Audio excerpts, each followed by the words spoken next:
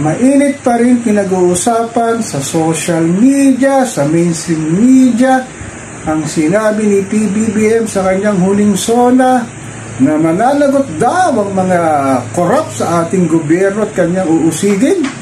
Parang narinig na natin yan Nagkomento na rin dito si Senator Pampilo Lacson at si Mayor Magalong ng Baguio. Ang sabi ni Senator Lacson, ito daw mga congressman na naging kontratista. Ito namang mga kontratista naging congressman.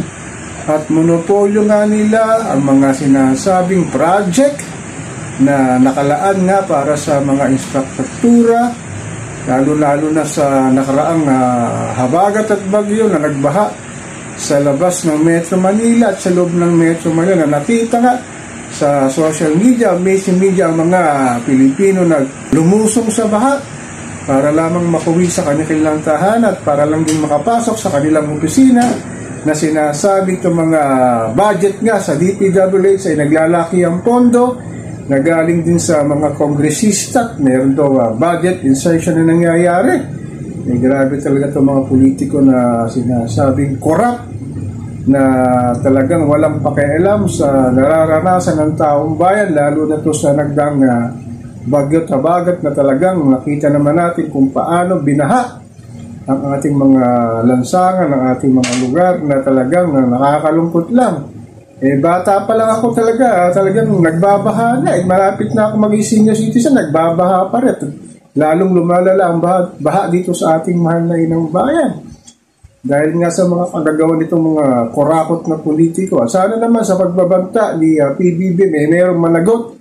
Sinasabing malawak ang korupsyon hindi lamang sa DPWH, lalo na rin sa sinasabing Department of Customs, sa BIR at mga tiwaling namumuno sa gobyerno kasama mga kongresista at ilang mga senador.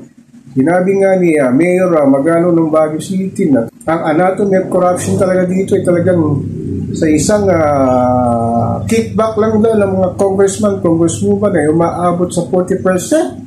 Talagang sinasabing kinukuha sa budget na binabayad ng taong bayan na nanggagaling sa ating mga buwis para sa mga iba't ibang proyekto na talagang kinukurakot at hinanakaw. Kasungkot na rito yung mga sinasabing tiwaling kontraktor para sa isang proyekto talagang pinaglalaanan nila ng sinasabing pagnanakaw nga sa kabanang bayan. Nakakalungkot lang talaga na nangyayari sa ating mahal na inang bayan, kung sino pa yung mga sinasabing binoto nating mga politiko ang siyang talagang ninanakaw ang pondo ng taong bayan, pero wala tayong magawa hanggang nasa press release lang.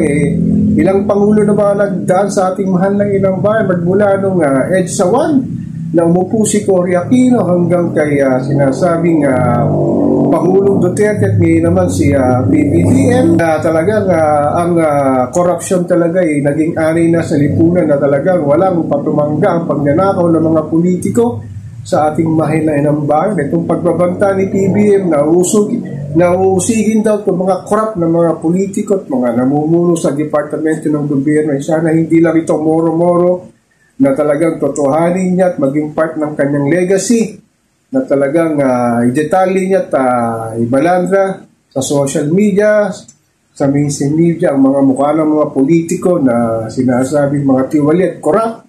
At sinasabi nga ni Senator Pampilo Lacson, majority daw sa mga congressman at congresswoman dito sa ating manay ng bayan ay sila na rin ang contractor, sila na rin ang gagawa ng proyekto. At yung mga iba naman na dating contractor, tumakbo na nga daw congresswoman na nakaupo na rin. Kasi sinasabing mababang kapulungan, kaya talaga wala nang pag-asa ang ating mahal na inang bayan, kundi talaga lalo tayong lulubog. Itong mga politiko na ito siyang nagkakabal ng mga salapi na nagagaling sa buwis ng taong bayan. Sana'y matuldukan na talagang pangalanan nga nila yung mga taong involved dito, lalong-lalo na sa mga departamento ng ating gobyerno na sangkot din sa mga pangungurakot dito sa ating pondo na ating mahal na inang bayan.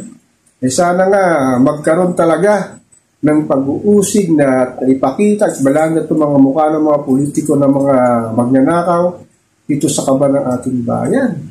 So ako po si Papa Ken, patuloy po akong magmimiro at magmamatyag dito sa pang-araw-araw nating buhay at kaganapan dito sa ating mahal na inang bayan.